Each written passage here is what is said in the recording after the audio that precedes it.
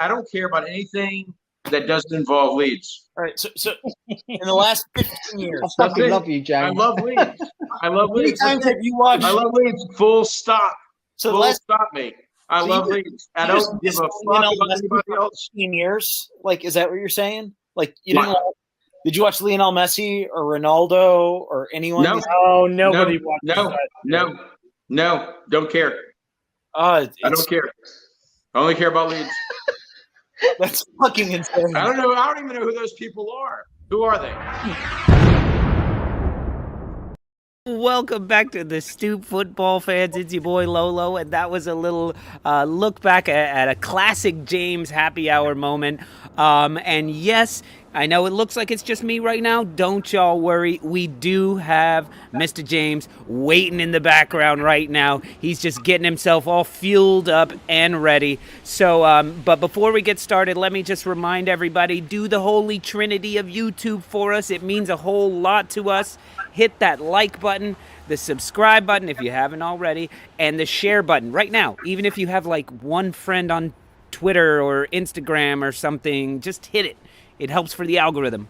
But today we are talking about Leeds United. This is a check-in to the to see where Leeds are right now. We haven't gotten a chance to talk with James in a whole long while, and big up, first of all, to all the guys who are in the comment section right now, to all the Stoop crew. We have Ben from Arizona Leeds, head of the Arizona Leeds fan club, by the way. Rudy Sarkar, I like that he says, Lolo, shouldn't you be previewing tonight's game against Liverpool instead of Leeds?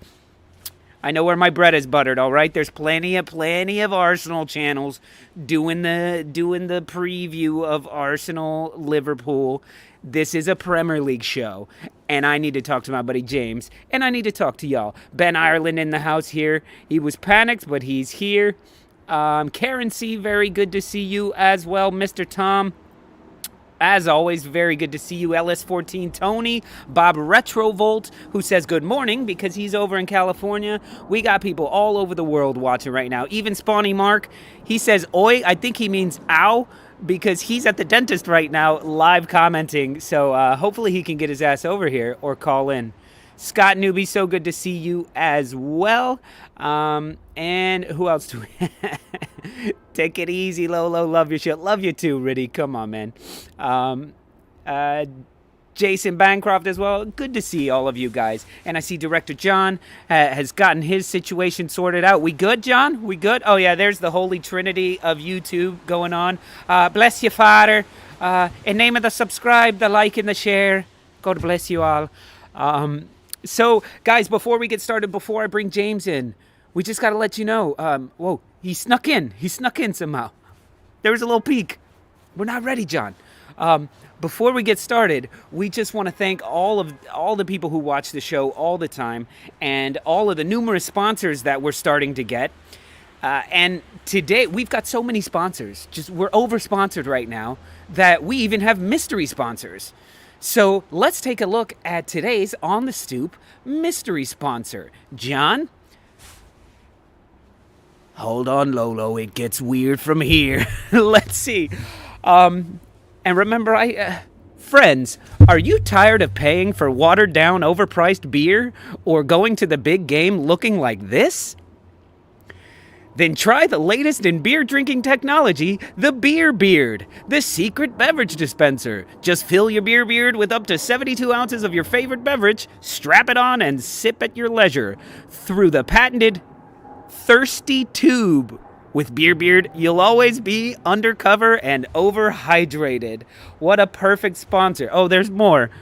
Oh, so that's like the bladder there. You can do cold beverages like gin and tonics, beer, gin, wine, or Irish. What is that guy doing? So when you need a drink while doing carpentry, just put on your Beer Beard. Or on the go, kayaking. Okay. Or even at the library, you can always have your 72 ounces of beverage on hand. Oh my God, Beer Beard. Order now. Our bartenders are standing by. Oh, it says also available in Cantac Red. That's absolutely fantastic. So thank you to Beer Beard for sponsoring the show today. And now for the main event, guys, you know him, you love him. Everybody give it up for Mr. James LUFC Reeves. Leeds, What's going on, James? It's going all right, man. It's going all right. How are you, man? Happy Do you have any use for that beer beard? I see you're cleanly shaven. Maybe you need a beer beard for walking around New Orleans. Yeah, I think that that alcohol and rotary saws and skill saws go hand in hand. So when I'm doing carpentry work, nothing I want more than to be drinking and drinking heavily. That's ridiculous. Losing digits. Yeah. John and I are getting a kick out of our mystery sponsors of the day, and he tries to throw me off. But it's good. It's fantastic. Yeah. I like the helmet with the 2 beer cans. Yeah. Did you see the guy with the 6 beers in his beard? Yeah, that's hardcore. That's crazy. That's hardcore. So James, oh yeah, Jesus. It's his wife probably helped him with that. Somebody did. There's a lot of sewing involved in there. Yeah.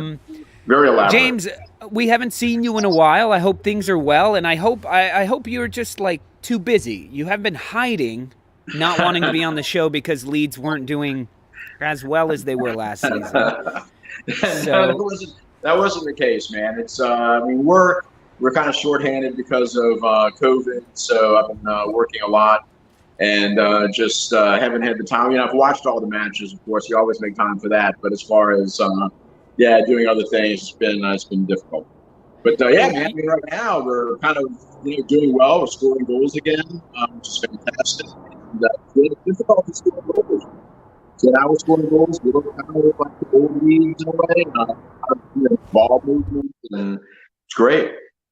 No, I'm I think that despite the injuries, I think we're coming along pretty well. A lot of young players getting some experience, some very valuable experience. So I think it bodes well. I think it's safe.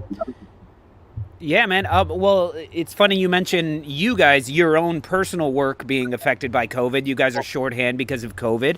I mean, everybody is, and that's a right. big talking point in the Premier League right now. So my question is, why haven't you guys just requested a game off? Like, why do I have to hear from people like you that my club is a pussy club, that my club is a wuss, that you guys same rules? Just say you don't want to play. That's just, I don't think that's in our character, number one. Number two, I think Bielsa has a lot of confidence in some of these under 23s. So he's willing to play them and get them experience. I think that other clubs, I watch the under 23s regularly, and to me, it's startling to see Man City and Chelsea and Arsenal field these really good under 23 teams. A lot of these young guys for them have European experience even, and then not play them, during league matches. And it's I think that West Ham played one of their under 23s the other day against us. But it's really rare. But Bielsa doesn't feel that way. And Leeds has never been that kind of club. I mean, Leeds has always played young players. I mean, that's one of our hallmarks. So, if you're a teenager and, you're coming up, you want to play for Leeds because you're going to get a shot. Yeah, I think, all joking aside, you do make a good point about, how come, even for Arsenal, how come we could play on a Wednesday, play on a Thursday, our under 23s play on a Friday, but we can't play on a Sunday, that following Sunday. To me, there's weirdness going on in there. But something that Leeds United has that I really commend, and I think it's a reason that, not that you want to play that 15-year-old Gray kid, not that you want to play him, but he can be on the bench. Is because you guys have a top-down system where we always say the under fives at Leeds United do murder ball. Right. You guys have, to me, Arsenal, Arteta is the first team manager. Yeah. And I don't know if the Arteta way is infiltrating the rest of them. You know, like Per Mertesacker is involved in the youth system as well. Like, so I feel that Leeds United very much have we are all doing it the exact same way. So it's easier for you guys to bring people in. Is that true? No, I agree with that. It's the same system that's run from the 5 and 6 year olds all the way up to the senior squad, and also too, I think it's a matter of not having much of a choice either. I mean, with us, we Bielsa has a small squad, so these guys are going to get some opportunities to play more than likely, with injuries and suspensions and people out for COVID or whatever. And so there's an opportunity there for young players. And other teams are the same situation, but they don't seem willing to play those guys. We do. I mean, if you look at Chelsea's bench, I mean their bench is it's £500 million. I mean, it's ridiculous. Yeah, I mean it's absolutely nuts. I just want to say what's up to a lot of the new people who have been jumping in here, and all the old people as well, everybody. But like Mr. Tom, you remember Mr. Tom? He says James is alive. Alive and well, my friend. Ben Ireland says, "What's up, James?" Karen Hey, C. Ben. James. Reedy, hello, James. And then somebody said, "Why do you look like a younger Big Sam?" I don't know if is that a compliment? I think so. I think Big Sam's a very dashing-looking man. I bet. He's very debonair. Yeah. Mr. Tom says we have a youth system if you'd rather cancel games than play these lads. Yeah. And then we got some questions in here. Spawny Mark. Here's some Spawny Mark in here for you. He says, which young player has impressed you most? For me, it's Hilda.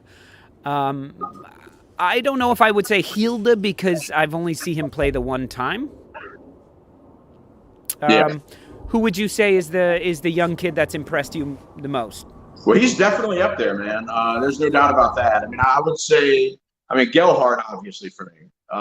Gelhardt is like, 1A and Hilda is 1B, they're close. I mean, as far as, I thought Lewis Bate, I thought he did well the other day. Obviously, I need to see more of him, but, Hilda and Gelhardt, definitely. Those are the two that I would place at the top, and Gelhardt probably maybe a little bit ahead of Hilda, but we'll see. Yeah, he's been fantastic. Mr. Tom is Pascal Stroik. It's weird that I don't consider him one of the youth. Yeah, I don't either, but he is. Yeah, but he is. You forget how old. I mean, you can even because he looks like a pirate. Right. We got a lot of people under the age of 22 who are making names for themselves. So it's the future is extremely bright. Yeah, exactly. So Jack Harrison, can we talk about Jack Harrison? I personally was thinking that he was starting to get more and more involved. Did I see a hat trick coming from him? No. But I was thinking that, like, look, how long can we complain about Patrick Bamford being out? How long can we complain about not having Calvin Phillips? When are these guys, Jackie Boy, Dan, Marianne Cotillard James, and Rodrigo, and Mark's favorite player, Tyler Roberts. Like, how long how much more time do you want to prove yourself? And so it was starting to become like now or never. And I thought Jack was starting to really kick on a little bit. I did not see a hat trick coming, but I got to say that the first goal to me was the most impressive one. Yes. But were you surprised by the hat trick? Were you surprised by his performance? Well, of course, right? Because I think he had just scored his first goal of the season, the previous week. A couple weeks before that, maybe. I forgot how long it was beforehand. But yeah, he just scored his first goal. I mean, he was not scoring for us. We weren't getting scoring from anybody, for that matter, except for Raphinha. And we needed other people to step up, and and he did. I mean, we get the odd goal here and there from Dan James and maybe from Click or from Dallas, but even Dallas, not scoring as many goals as he did last season. So we needed someone to step up. So hopefully, Jack is that guy, because And then you look at it too when Bamford returns, Bielsa's going to have some choices to make. I mean, are you going to play, you got to play Harrison, James, and Raphinha, or you're going to move someone maybe farther inside, to maybe play that Tyler Roberts role that Tyler Roberts was playing, kind of a false nine or CAM. I don't know.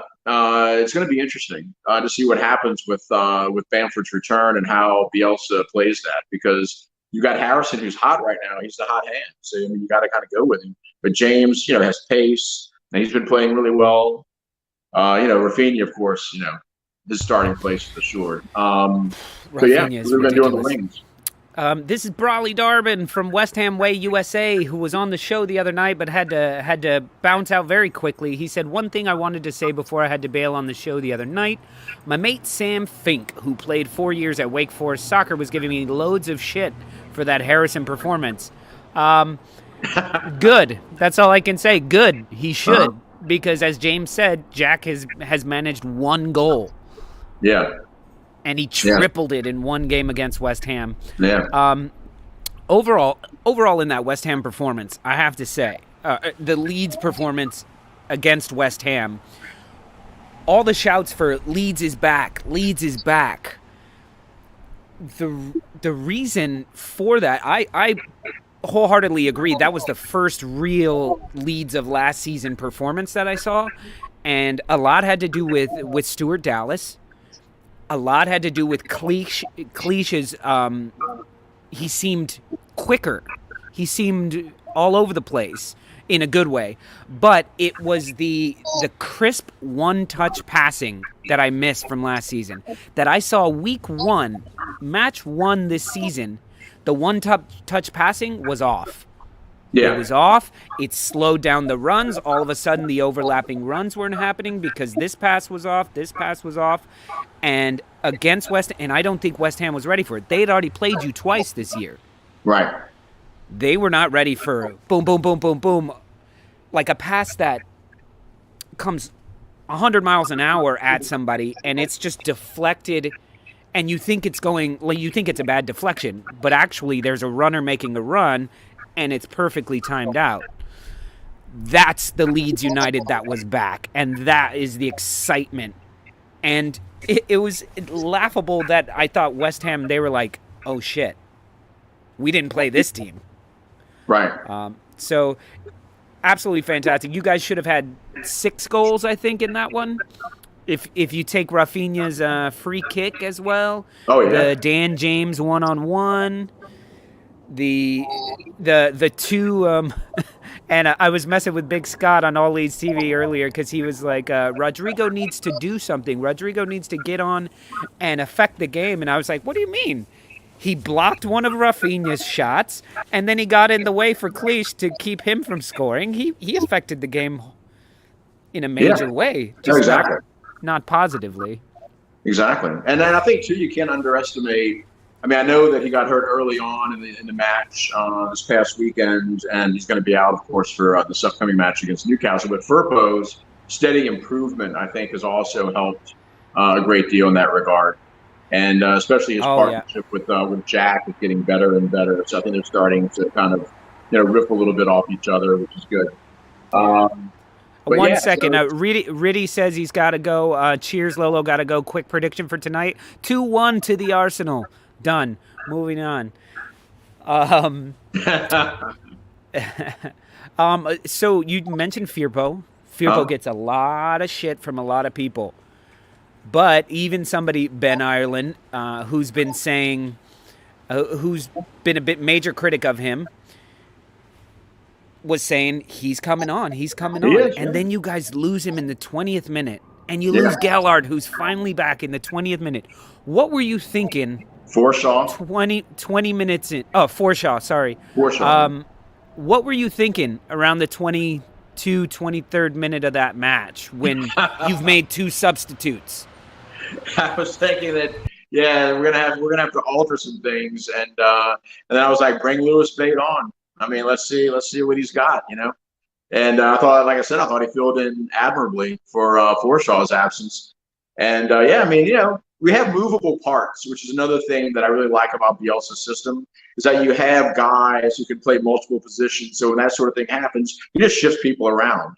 And I thought that that Bate came in and played it really well. But yeah, no, I was at that point. Things started to get a little bit hairy for me. Yeah, lots of people saying Rodrigo plays. Lots of people saying Raphinha plays better with Rodrigo in there. Via Martin, good to see you as well, says Rodrigo stopped Rice when he came on. There were no more forward raids by him. Possibly. Soren says Rodrigo holds up the ball pretty well, and Raphinha seems to be playing a lot better with him in the team. All right. Yeah. How about Stoop though on Antonio? That was. Absolutely. I mean, have you ever seen Antonio like physically? I mean, dominated pissed like off. that? And pissed off. Like he could have had a red card. He could have had a red card. That was my favorite part of the match. I mean, I love seeing Jack Harrison's hat trick and everything. That was fantastic. But Strauch and what he was doing to Antonio was absolutely just brilliant. I mean, it was a thing of beauty, man. And you got to think at this point, I mean, Mikel Antonio has played you guys 3 times already this season. And besides his last 10 minutes of the first match that you guys played with him, he's been held to nothing. Yeah. He's got to be happy to see the back of you guys at this point, knowing that there's no way that they can play you again this season. He's got to be like, okay, now I can go score. What do you think it is? What do you like? It can't just be Pascal Stroik being brilliant. Yeah, but I think we're physical with him and we keep him wide. You know, we don't let him make those runs into the box like he's accustomed to making. Our center backs and whoever's marking him, they're able to keep him wide. And as long as you keep Antonio wide and don't let him make those runs into the box, then he's perfectly useless. Yeah. And Khan says Stroik is in for another busy day with Alan St. Maximin on Saturday, and we'll get into that to the Newcastle preview in a minute towards the end of the show. But the big thing I gotta say, as bad as you guys have seemed to have started this season, halfway through you're 9 points clear of relegation zone, and you're 1 point different than last season? Yeah. At this point last season, you had 1 point more than you do now. What are your feelings? Like, let's take a look back and what is your assessment of this entire first half of the season, and what are you looking forward to in the second half? Well, I mean, I think injuries have played a huge role in our difficulties. I think things would have been different without the injuries that we've had. And I don't know what's caused. I mean, I've never seen a Leeds side. I don't think I've ever seen a football side on any level that's been affected by injuries like we've been affected by injuries. And so I think considering the fact that, like I said, we've got the under 23s, a lot of those players, some time on the pitch in meaningful matches. I'm happy with it. All I wanted this season was to stay up. Of course, I made a bold prediction in the beginning where, we could finish top 10, maybe even 7. But now I'm kind of just happy with staying up, and I'm okay with it. I think that we played well at times. I think other times it's been a huge disappointment. But again, that comes with having some new faces on the pitch. I think like we're talking about Firpo. I mean, he's needed time to adjust, as all players do when they come to the Premiership. I mean, it's not an easy type of football to play, and from where he was coming from, I mean, it's got to be just a drastic change for him. So I'm okay with it right now. I'm in a very good place. 9 points clear, like you said. We're actually not that far out of 10th, so it's conceivable that we could still end up in honestly 9 points from relegation and 9 points from 8th place. Wolves are in 8th place with 31. Look, we get healthy at the right time, we can make a run at the end of the season. Our schedule at the end of the season is not that bad, so it's not brutal like it was last season, where we had all those matches against the top 5 teams in April that we managed to play pretty well in and get a lot of points out of. And but this season, our down the stretch, except for we play, I think, Chelsea, I think Man City in April. But I think it's fairly manageable, you know. So something that I keep saying on just about every one of our shows right now, when people are like, look, we're like even Soren saying here, not to call you out, Soren, but everybody says shit like this. I say it all the time, but 10th spot is 3 points away, but Leicester have a game in hand and this and this. Right now, there are so many games in hand, and this team has 2, this team has 1, this team has played them all. 3 points, 6 points. Right now, it's every team, every fan as well should give a fuck about the table and win your next match. Exactly. Focus on your next match and win your next match. Yeah. Let them add up the points at the end of the season, because you won't have to worry about that if you focus on your next match and win it, or at very minimum get a point. Yeah.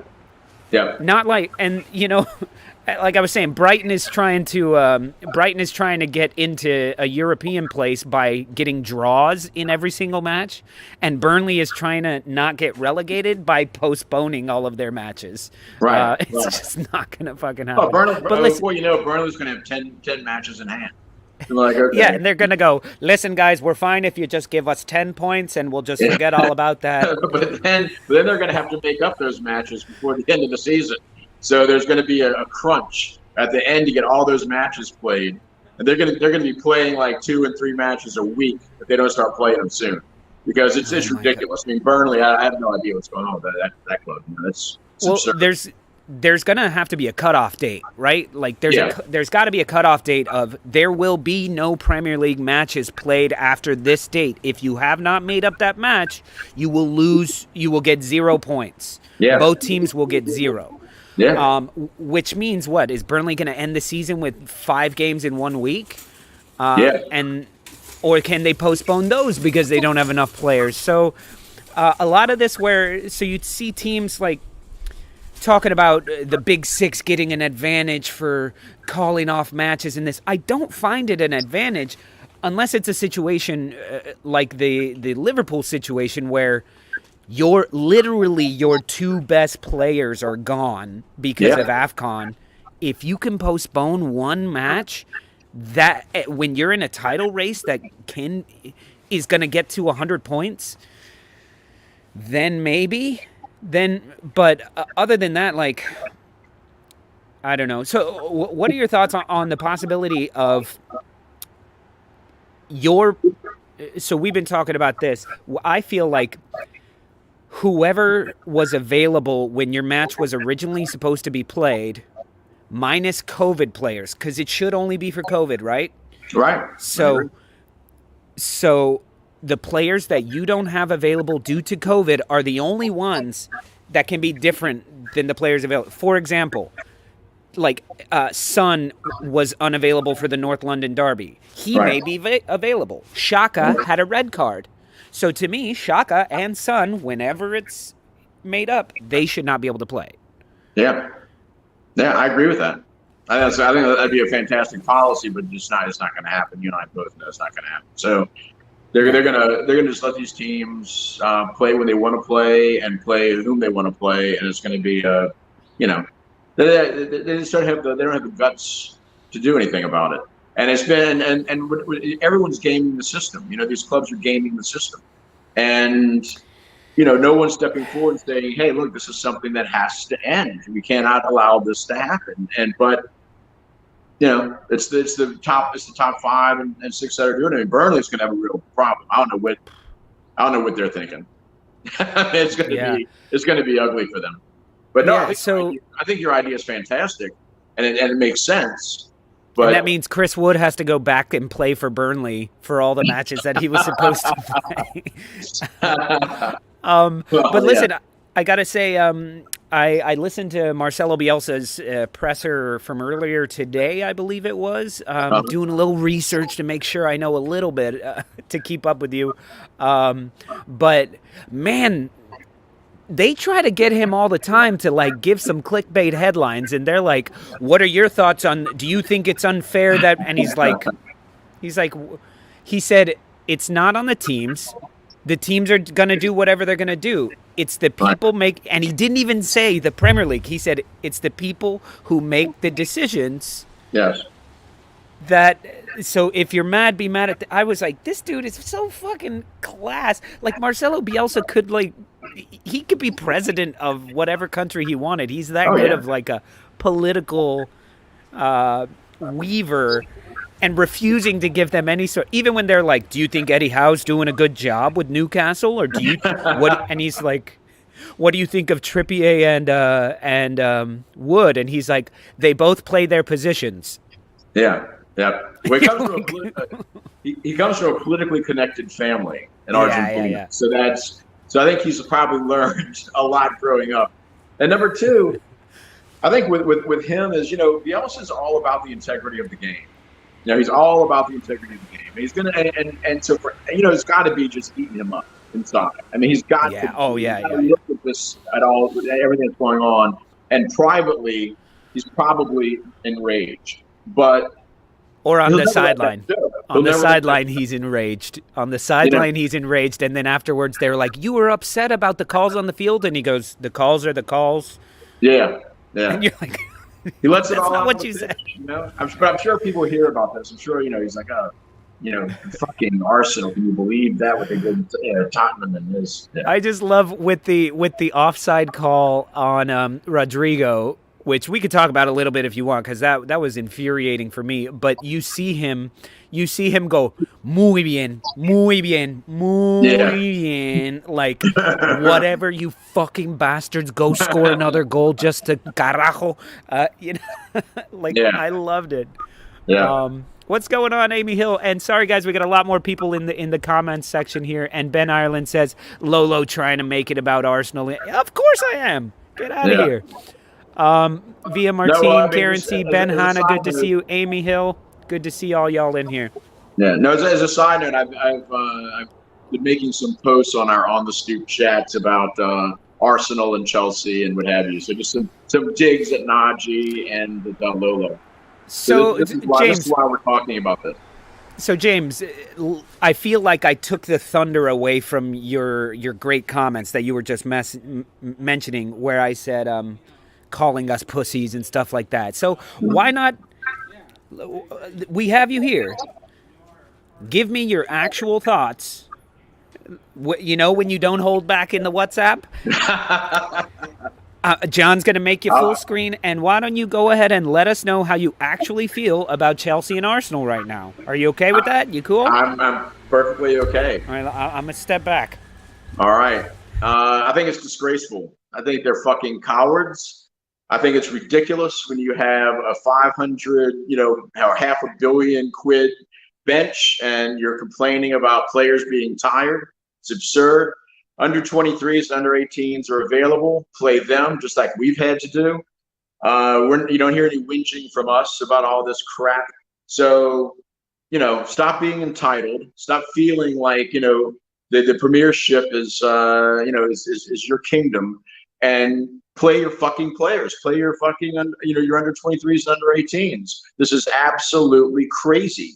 And I'm just so sick. I mean, you heard Moyes even whining, the other day. I mean, fuck that shit, dude. Just fucking play the goddamn game. It's just so easy. And, it's just, there's a remedy available to you, and it's your young players. Use them. Yeah, man. Yeah, I was yeah, don't stop. Don't keep going. And what about Minging Moyes? I go 45 minutes. Minging Moyes. I did not expect him to come out and do that. And Moyes talking about, playing Leeds is always rough. We had to play them twice in another game and this and that. And I was like, who Leeds had on the bench in the FA Cup match? Raphinha. You started your normal starting 11. Yeah. Leeds went, what's more important right now? The league. So Raphinha's there, but Raphinha didn't play. Maybe he came on in the end, but West Ham started their full squad 3 matches in a row. So to me, that's man management. Yeah. Of course they're tired because their manager fucked them over. Exactly, and they have a good under 23 side. So I mean, I don't know why they're not playing more of these kids. Yeah. but they chose not to. And so, man, it's really it's like I said, it's not a matter of choices. I mean, they make their choices. It's not a matter of manpower. They have the manpower to play these young players. They have the benches to play. I mean, we, on the other hand, with us, it's unfortunately we're in a position where we have to play these kids. We don't have a very extensive bench. We don't have a lot of experience on the bench. We have all these injuries. So, but you don't hear us attempting, making, overtures to the Premiership to, postpone matches. It's just not happening. And yet these other clubs feel the need to do that and to complain about it constantly. And I'm just sitting there going, "What?" Like Tuchel came out and complained the other day about Chelsea. I'm like, come on, man. You're going to complain about a team where the salary is, over, the wages are over like $1 billion. $1 billion, 1 billion quid, I think. And complain about that? I mean, it's crazy to me. So, I just don't, yeah. I'm glad that I'm proud to be a Leeds supporter, and especially at times like this, because during adversity and while other managers gaffers are whinging and complaining, Bielsa doesn't do anything like that, and we just play the game, and we just play the matches, and we play who we have, and that's Leeds. That's the Leeds way, and it always has been. And we approach the game with integrity, and that's. Despite what other, people want to say about us, we ignore the haters, or we revel. Actually, we revel in their hatred. No, there's something. I do get a lot of stick from you guys, but from Arsenal fans, from a lot of people who are like, look at this American trying to talk football. He doesn't even fully support his club. He's a secret Leeds United supporter, and. And I'll go toe-to-toe with anybody representing my club. However, I'm not blind. I'm not fucking blind. And when it comes to integrity and shit like that, I understand that my club is part of the problem. Yeah. The higher up. You want me to stop supporting my club? Then you lose respect for me because I stop. It's a double-edged sword. So do I have respect for Leeds United as a whole? Absolutely. Do I have respect for Manchester United from top to bottom? Not a drop. The only respect I have for Manchester United is that they've accomplished something in the past. There you go. You did it a few times. You have a history of winning. Do I respect you? No. Do I respect the way you do business? No. Do I respect the way my club does business? No. Not all the time. So when I see Marcelo Bielsa come out in a press conference and just imagine if he ever came out and was the way that that Moyes was, or that Klopp. Klopp, who I used to have a ton of respect for. It's like he came over to Liverpool and all of a sudden he gets his teeth fixed and his eyes fixed and he's too pretty for us now. Yeah. I lost all respect for him on the Stroud red card.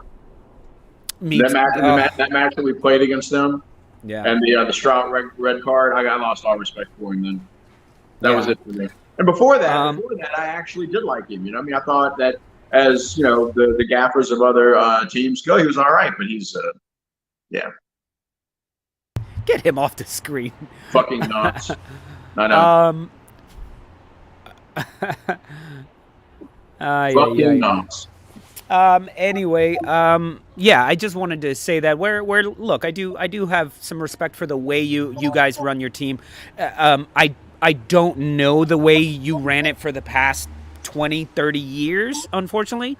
But since well, that that could be I'm talking since you made me actually look at a club from top to bottom. So, and what I've seen is Victor Orta, somebody who goes batshit crazy during a match. That's kind of I don't think the Cronkies have ever been to an Arsenal match. Yeah, that wouldn't shock me. Yeah. So I don't think they ever went to a Rams match. When people are oh my God, it's an embarrassment. Look at the way he's screaming. And I'm like, that's passion. That's someone who's not going to go out and force a 100 million pound player on his manager. That's our Victor. Yes. And as we like to. Yeah. Yeah, we love people like that. We always have. Show emotion both on the pitch and off the pitch. That's kind of like part of the Leeds way. You always played with emotion on your heart on your sleeve, and that's why they've been so much fun to watch over the years. Hey, there you go, Michael DiCaprio. I appreciate that. Yeah, I just enjoy football, and that's what our show has always been about. Is like, come and represent your club, be passionate, say whatever you want, but we do it for the love of football. And if you guys are actual followers of the show, you will know when the stupid what was it, the ESL came out. Oh, yeah. Yes.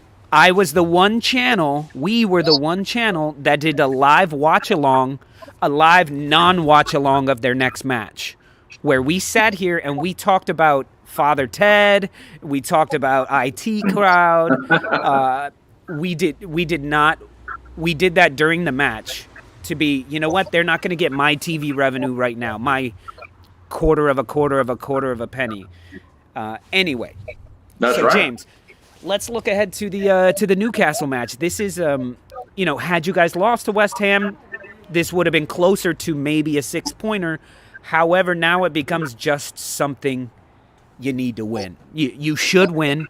Right. And I think you need to. What's going on, Ben Jones from New Zealand? No. So how do you think this match is going to play out? Newcastle has Kieran Trippier, who actually played a very good game all over the place, looks to be a leader on the team, ex-Spurs, so I hate him. And they got Chris Wood up front. Alan St. Maximin is fantastic. Yeah. What are you thinking about this match? Well, it's the same old story for us. I mean, we're going to be without a lot of key players. But we should be getting some key players back. I mean, apparently Roberts and Gelhardt might be fit for this match. We'll see. I mean, I think it's going to be difficult because of their recent acquisitions, but I'm not particularly worried. I'm not that concerned. I mean, do Chris Wood and Trippier make them better? Probably, but I'm still not that worried about it. Chris Wood, when he was at Burnley, didn't do much against us, so I'm not that worried. Yeah, I after watching this last match, Newcastle-Watford, Chris Wood, you could tell they were like, okay, just lump it over, put it on his head. He wasn't quite on it. I think maybe in a few matches he might be more of a factor, but right now Kieran Trippier is the factor. Kieran Trippier was up and down the pitch. He was yelling at people. He was pulling people. Let's not forget, as much as I hated him, and I think you're right. He's going to be a much more important acquisition. He learned a shit ton under Diego Simeone over at Atletico Madrid, and they won shit. He's a winner now. I like that he left, got a trophy, he came back, and he's the Spur with the most trophies. So I hate that club. If this match had happened 3 weeks ago when we were struggling and it looked like we hadn't found the goals, we weren't playing Leeds style football, I'd have been much more concerned. Now I think that we're in a place where we don't really need to worry that much. Obviously, I want the 3 points, but it's not going to be like I was. I'm not going to be like I was 4 weeks ago, where I was in front of my television, just going crazy. So this is, I think we stop Trippier, we stop St. Maximin, and we got a good shot.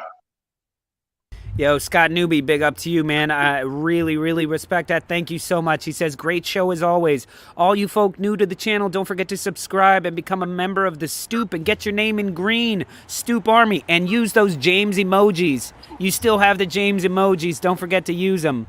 And guys, we've got like over 70 people watching the show right now. Click the like button. It helps us a lot. It helps push us up over some of these other channels that don't put as much love into their channel as we do. And we love all y'all. What the hell was I going to talk about? More about Newcastle, next. about the barcodes.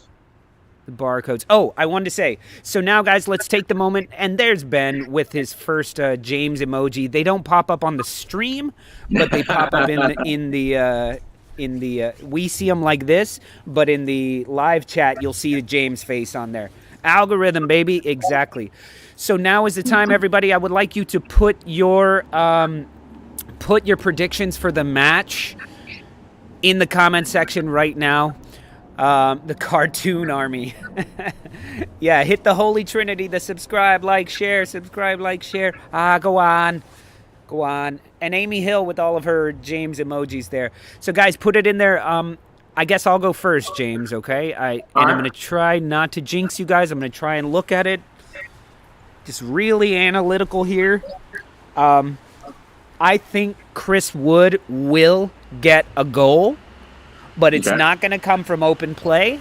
It's going to come from a set piece. You guys have been better on the set pieces, but if the little short-ass J-Rod Bowen can get on the end of a header in the box, then big Paul Bunyan, Chris Wood may be able to do it. So I'm going to give them one. However, I think Leeds United, yes, beating West Ham was huge, but it was more the feeling of what it felt like to get 3 goals, to celebrate 3 times in a match, to know that you could have had more. That excitement was there till the end of the match. And I think it's something that once you have it, you want more of it, and they're going to want it, and they're going to smell blood in the water. So I'm hoping for a 3-1 Leeds United. No hat trick for anybody, but I think Raphinha gets one, Dan James gets one, and somebody else gets one. Cleach gets one. Rodrigo sets him up because he feels bad. He feels bad that Cleach should have had one. So I'm going to say 3-1. Okay. What do you think, James? I agree with you. I was going to say 3-1 as well. So I think it'll be 3-1. I don't know if Chris Wood's going to score. I'm leaning more towards St. Maximin, but Wood on a set piece, I think it's a good call. I think it could definitely happen. He's a beast inside the box like that. But I think for us, it depends on who plays, man. If Gelhardt and Roberts get some time, I think Joffrey gets a goal. I think Harrison continues his hot hand. I mean, he's doing really well. And I'm going to go Raphinha with the other one. Yeah, man, Raphinha. It's a bold prediction. Raphinha with a goal.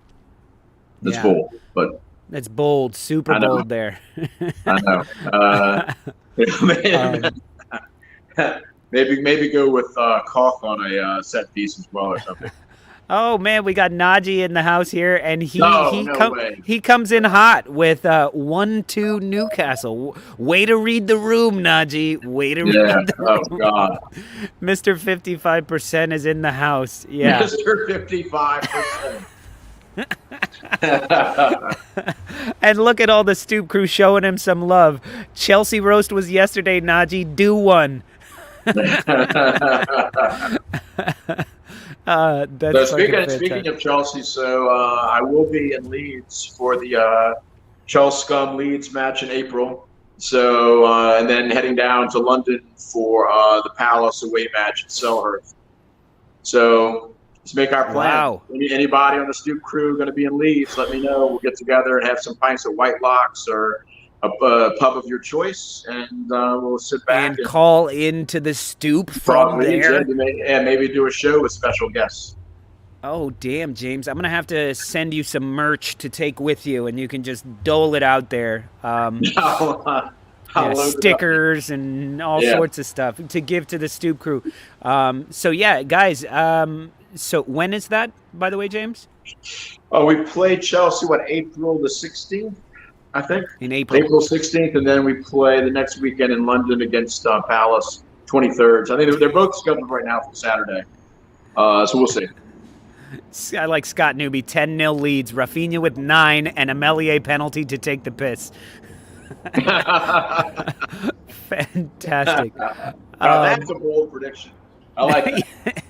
That's going out on a limb, my friend. That is definitely a bold prediction. And while we are making little announcements, just so you guys know, yours truly and Mr. James, for now, will be on All Leeds TV tomorrow. We were invited by Phil and Scotty over at All Leeds TV, and they want us to be on their show tomorrow at 3:30 Eastern, which is 8:30 in the UK. We're going to be on their prediction show.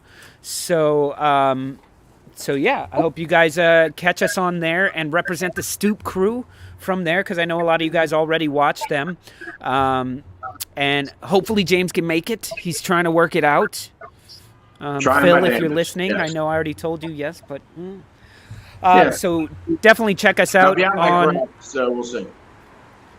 Yeah, and if any of you guys are up late night tonight at midnight, we do our midnight show, our midnight in the UK show every night, Monday through Thursday. That's oh no, not midnight. Sorry.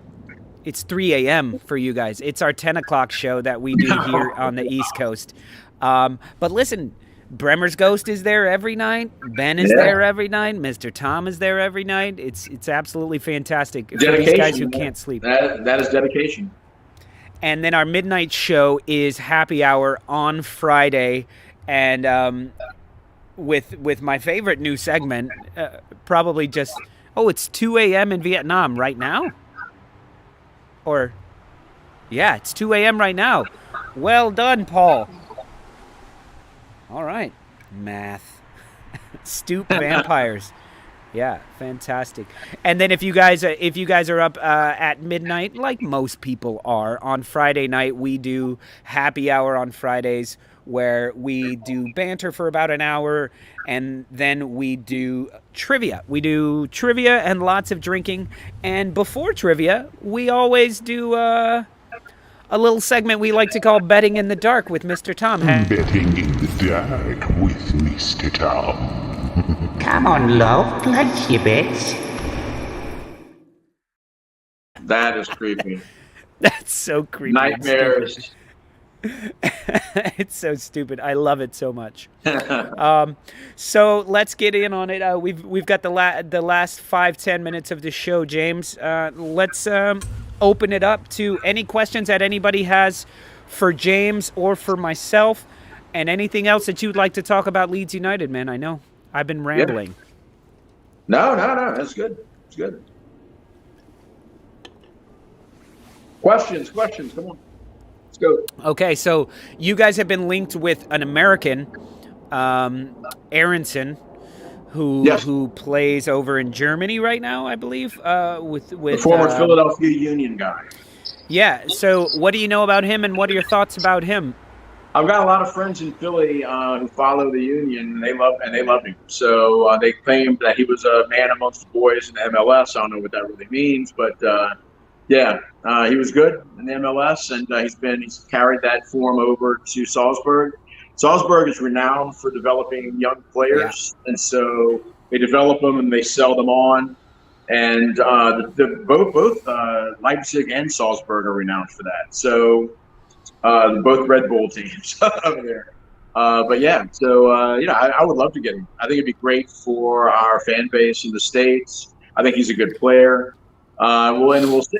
I think he's a good option at this point.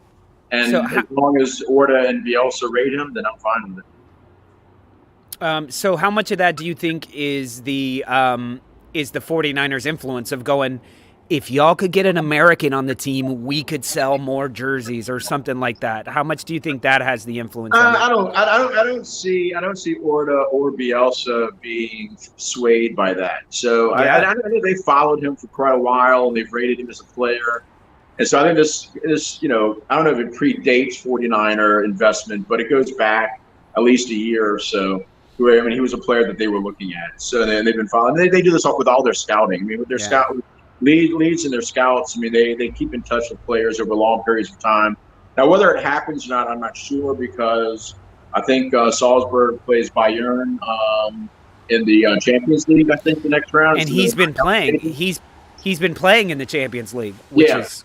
So I don't know. I don't know if it's going to happen. It may happen this summer. I mean, maybe like preliminary talks and just say, okay, well, if we can't have him now, then let's revisit this during the summer transfer window. I know he's a player they're keen on signing, so I'm all for it. I mean, I've watched him play with the national team. He's a really good player. He's a lot of movement, covers a lot of ground, very active. So I think he fits the Bielsa system really well. Like I said, my friends up in Philly who follow the Union love him. So then his little brother apparently is also really good. So it looks like 15 million was rejected. How high would you go? I would go 20. 20? Mm-hmm. That's good money for Leipzig, Yeah. Okay, we got a ton of questions that popped in here, so I'm going to burn through some of them. Kevin says, prediction, Lolo, for Arsenal versus Liverpool tonight, 1-2 or 2-1 Arsenal. No penalties, no penalties, no penalties. Paul out in Vietnam says, I guess Lolo, because James isn't wearing a hat. This is actually a Timberland hat. One of the only hats that I've ever actually purchased and not just found on the street somewhere or on the subway like a homeless person that I am. Ben Ireland asked, how are the new Wharfdales, James? Oh, yes, my Wharfdale speakers. I haven't played it yet, man. I'm moving to my new place the beginning of February. So it'll be a new location maybe the next time I'm on the Stoop. But so I haven't set them up yet. So they'll be set up. They'll be set up then, and my whole system is British for the most part, with the exception of what is not British. My turntable that is from the Czech Republic. But Wharfdales from Yorkshire. I think they had their headquarters are in Bradford, and then I have a Cambridge audio receiver. So I went all in. Fucking awesome, man. And crazy that Ben knows that. I know. Well, Ben, Spawny Mark asks, if you had to sell to pay for the American, who would it be? If I had to sell to pay for the American, who would it be? To cover those wages and to cover the transfer fee. So you're talking 20 million quid thereabouts. So there's going to have to be somebody who can bring that kind of money in. I would say Rodrigo. Yeah, it kind of has to be. Who else is going to? Who else? We're not going to part. We're not going to part with Raphinha or Calvin. And who else is going to get that kind of money? Maybe somebody could put in that sort of bid for Jack Harrison, but that would be a long shot as well. Yeah. James, Mr. Tom asks, James, if I leave from London going to Leeds on a train going 125 miles per hour, how shit are Tottenham? Extremely shitty. Yes. I agree with you on that. Jasper says, that's all I know is what I've learned on that train, or what I've learned over the years on that train, the 125s, is that make sure you get all your Buffy needs done by Doncaster, because that Buffy car is going to close. So make sure by the time you get to Doncaster, man, you have all of your beer sorted and everything else. You can you'll be good to go when you hit Leeds. Yeah, you just need the beer beard. You'll be set. Kevin says, hi guys, James, opinion on Derby ownership liquidation situation. I'm having trouble with having sympathy. Oh yeah, definitely. I feel the same way. I don't understand what is, maybe someone can enlighten me, but what is the whole situation with Wickham being involved in this? Because I know that they were blaming Wickham or the ownership at Wickham or something. I don't know what was happening there, because it's odd to me, but I'm hoping that happens to them. It couldn't happen to a more deserving candidate than Derby. That's for sure. LS14 Tony says, James, in your very first Leeds game, did you watch the pitch or the crowd? And if I'm correct, it was a Wolves match, wasn't it? It was Wolves, yeah. Yeah. Yeah. So 80. Yeah. 1982. 84. 84. Yeah. Hi. I'm just So, happy that I watched- remember that. I was completely overwhelmed. Actually, it was the whole experience, and it wasn't. If I recall correctly, I mean, it wasn't a huge crowd, but it was it was a decent crowd, and we ended up winning. And it was it was tremendous. But I watched the pitch because I really liked that team. I liked that version of Leeds. That 84, 85 team was a really exciting team. And then I had people telling me, oh, look out, and Peter Lorimer was playing. So yeah, I mean, there was a lot of I think Harvey was in goal. So it was a good match to watch. Awesome. I just want to, for 1 second, go back to this question Kevin asked about Derby because I saw Jess Beer actually answered the question correctly. The correct answer was, fuck Derby. And Jimmy says, fuck Dirty Derby. They deserve everything they get. That is trending right now. Yeah. Inbreds. So Mark says if the 49ers give him the lowdown on Leeds and our manager and setup, that's not a question. Sorry. Good comment, though. Let's see. I think any more questions down here? Oh, my God. Thank you, Gary, for letting me know this. Partey is on the bench. That's quick. Awesome. Okay. Ben says, I make the effort. Oh, were you service crew? I knew some guys who were. I never was. But I definitely hung out and had beers with quite a few members. Yeah, I saw them in action a bunch of times, and it was pretty impressive. Martin Cook says he was at that game. Yeah. Yeah. Do you remember him? I do not. Was he in the cop? Were you in the cop, Martin? Because I would have, we might have rubbed shoulders. I've met a lot of people who've been at that game over the years, and I'm always like, God, I just don't. If you were in the cop, then we might have actually exchanged a glance. You might have been wondering who's that weird American guy in the cop. I have no idea, but yeah, it could have happened. All right. Karen wants to know, when were you living in Leeds? 84 to 86. And the last question before we call it a night, coming from Graham Wood Robinson. If you had to sell a part of your hi-fi setup to pay for a trip to Leeds, would you sell your Wharfdale speakers or your Cambridge amp? Cambridge. Wharfdale's Yorkshire. I'm keeping that. What better answer? I know if they weren't so pretty, I would just festoon them with Leeds stickers and what have you, but they're a very attractive speaker. So they're going to remain pristine, I think. Awesome. Well, what a great way to end a question about speakers, bringing it back to Leeds, back to Yorkshire, and a great way to end the episode as the salt trucks start coming by. But James, thank you so much. It's been too long. We got to get you. Oh, he's just going to park right here?